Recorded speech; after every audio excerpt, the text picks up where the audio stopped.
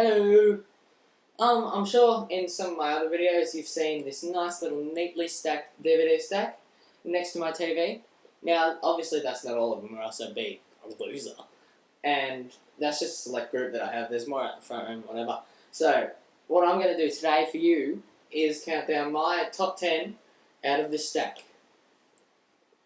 Number 10. Iron Maiden, Visions of the Beast. Okay, so this Iron Maiden, Visions of the Beast, is basically just a compilation of a lot of their video clips, and anybody who is an Iron Maiden fan, like me, I personally think they rock, should definitely look into buying this. There's plenty of tracks all on the back. There's 2 discs full of music and stuff, and there's also a couple of features on the Iron Maiden FC, their little futsal team, and their soccer team. So yeah, pick it up if you can. Number 9. Scary Movie 3. Now, Scary Movie 3, this is a funny movie. I remember going through a phase over about a month or something where I'd come home every single night after school and watch it again and again. Now, I like all the other ones as well, except for 2. I don't know what it is with 2s in sequels. They all seem to be crap. Die Hard 2, Rambo 2, they all just go down the toilet. Anyway, well, yeah, good movie. Buy it, see it. If you haven't seen it, see it. And yeah, it's awesome. Number 8.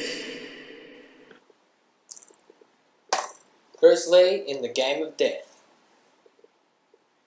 Now, as much as I love Bruce Lee, the reason why this is down the bottom is because the whole first half of the movie, Hollywood directors, you are morons. They actually got another actor to act the whole start of the movie because this is the movie that Bruce unfortunately died making. So they got another actor who, may I say, isn't that bad at fighting, but no one's ever going to be Bruce Lee, so why'd they even try?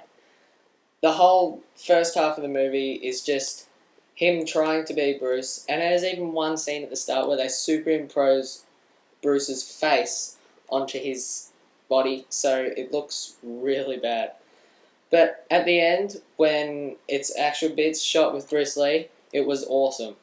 It was so fun to watch, and the big fight at the end, and all the fights up the tower were just unreal. So yeah, awesome movie, except for the start. Number 7. SpongeBob SquarePants, the complete second season. Alright, how awesome is SpongeBob? This is one of my favourite shows. I've loved it ever since it came to air.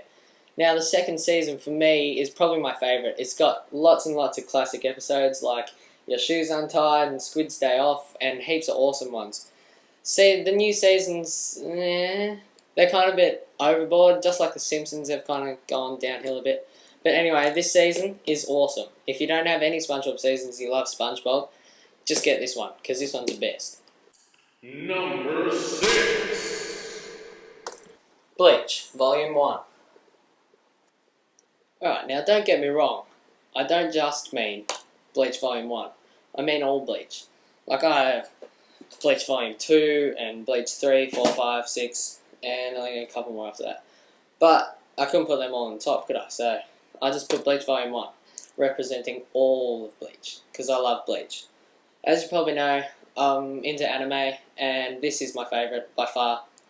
It's so awesome, and it's just got an awesome storyline, one of the coolest anime storylines I've ever seen. Some of them just crap, but this one looks like they actually kind of went to some effort. Like, the volume's got 4 episodes and stuff, but these are the dubbed ones. I prefer watching the Japanese ones now, but I bought these a while ago. So yeah, Bleach is unreal. We're halfway there. Bruce Lee, documentary, Path of the Dragon. Actually bought this movie a while ago. It would have been pretty long ago now, actually. Before I really knew much about Bruce Lee and his movies. I actually kind of thought it was a movie, Path of the Dragon. I'd never heard of it, so I kind of just got it. It was only $8 or something. But it ended up being really cool. It was just a documentary on his life and when he died and everything. And it's got a couple of discs. One with the movie, Path of the Dragon, and the other Intercepting Fist, which is just kind of a flashy name because it's just interviews with Dan Inosanto, which he taught, and he actually now teaches people Bruce's fighting as well. And yeah, so it's pretty cool to watch, and I found out some pretty cool things that I didn't know. And yeah, so if you have time, watch it, if you can find it. We're almost nearly there. Transformers. Now, when I first saw this movie, I was blown away. I loved it. In the cinema though, I'm not sure if I watch it at home and it's just not as good because you really need sound for this movie. So if you didn't see it at the cinema, don't judge your opinions on it after you've seen it on DVD because it's completely different.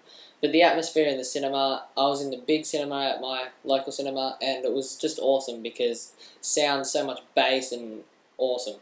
So yeah, on DVD, it's still a good movie. I do like the storyline, except I do agree with some people saying that it is a bit of a love teeny thing.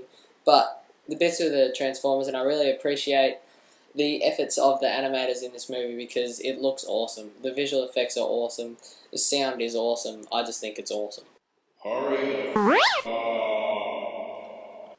Scrubs, the complete third season. Now, I'd have to say that my favourite season would actually be season 4, but seeing as though I only kind of have Scrubs 1, 2 and 3 in this neat little box set here, I'd have to say that 3 here was my favourite.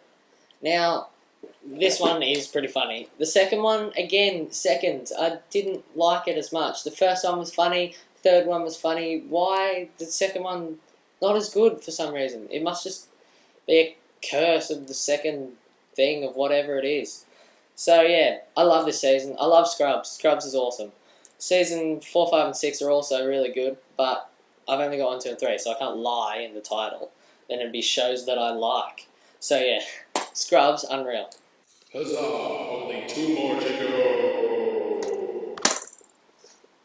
Happy Gilmore. Now there's not much I can say about Happy Gilmore, except for it is unreal. It's hilarious. Adam Sandler is probably one of my favourite actors, and he's just done a brilliant job in this movie. Now, this movie takes golf, boring, and makes it funny. How do you do that? This bloke can, because he's awesome. Now, I don't know why this wasn't number 1, but that's... You'll see what number 1 is, and you'll probably understand if you're a fan of those movies. But, still, I laughed for hours and hours, and every time you watch this, it doesn't get any less funny. I just think it's hilarious. So, yep, funny as. Finally.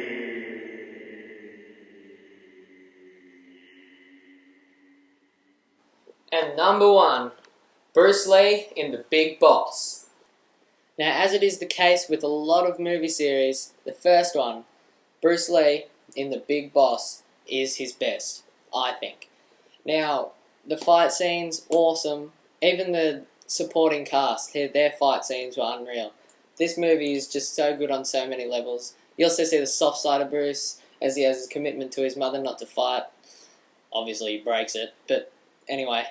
This movie, clearly deserving of number 1. Now do you understand why Happy Gilmore wasn't? If you do. If you like Kung Fu movies, you would. But if I had a top movie of every genre, it'd be this fighting, Happy Gilmore, comedy, it'd be everything. So I kind of had to chuck them all in. It was pretty difficult to figure out which ones were my favourite. But I clearly think Bruce Lee is deserving of the number 1 spot.